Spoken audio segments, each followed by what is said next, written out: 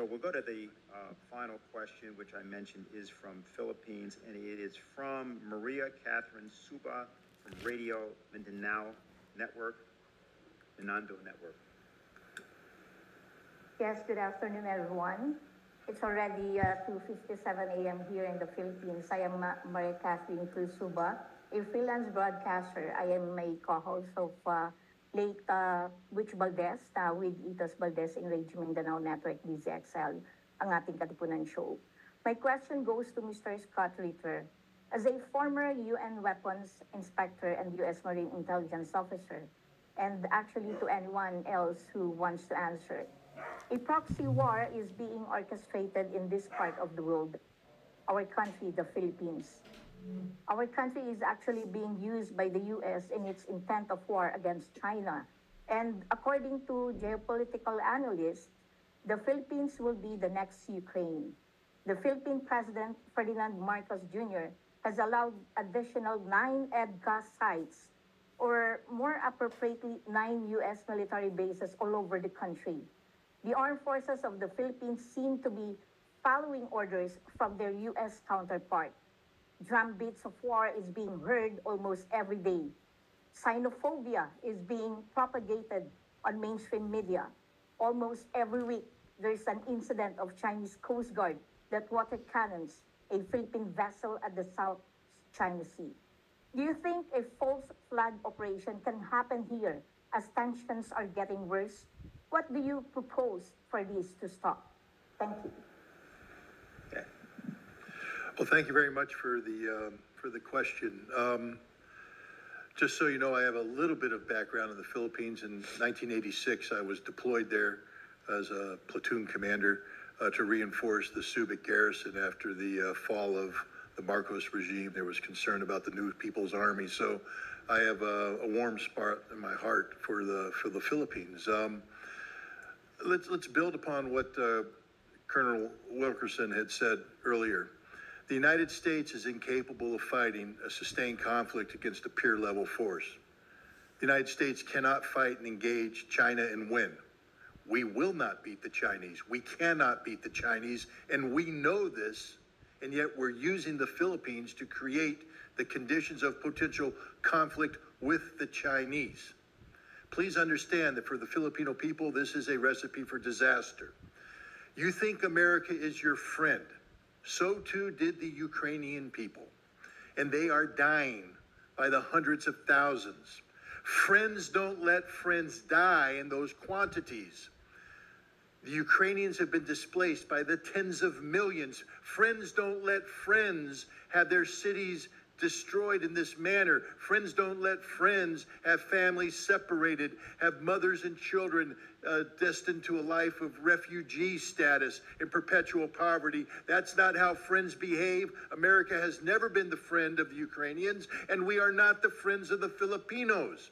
We don't like you. If we did like you, we wouldn't be doing this to you. We are using you.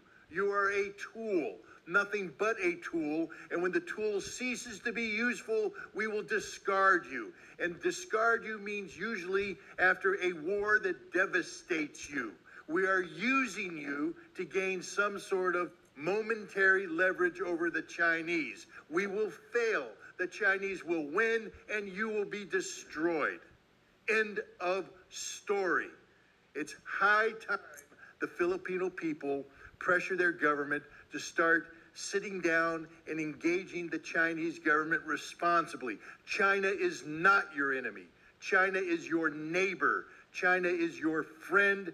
China doesn't want war. And if you would engage China in diplomacy, and as we've all indicated here, America has long since lost the skill set necessary to carry out diplomacy, but the Philippine people can reignite this, to relearn it, to use this skill to prevent a war. But if you continue to behave as colonial subjects, and I know that's a sore subject of the Filipinos, because you were the colonial subjects of America. We still view you as our colonial subjects. We don't like you. We don't care about you. We just want to use you. Grow up.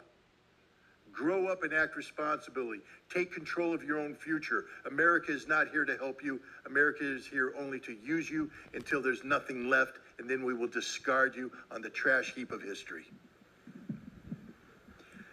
I must tell you, I spent a lot of time in the Philippines and came in off the carrier Iwo Jima, the Valley Forge, the Guadalcanal, and both Scott would agree with me. Americans have a tremendous love for the Filipino people.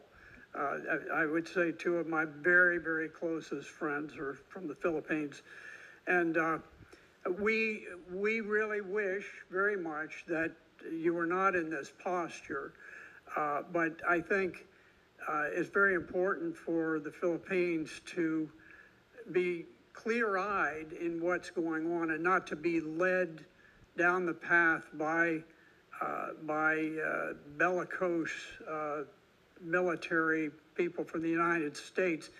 You're talking about small islands. I wish China were not engaged in that particular policy. I tend to be sympathetic towards them on many things, but less so on that one. But at the same time, I think you've got to make sort of a cold, clear-eyed assessment and say, look, it's not worth a war with a great power for the Philippines to engage in combat over those small islands. But I do agree that it is time to use diplomacy and to attempt to resolve the issue. Whatever you do, do not simply become a tool of the United States and be led into an armed conflict that ends up in disaster for the Filipino people. Because if you do, you will break the heart of a whole lot of us who just dearly love the Philippines and the people of the islands.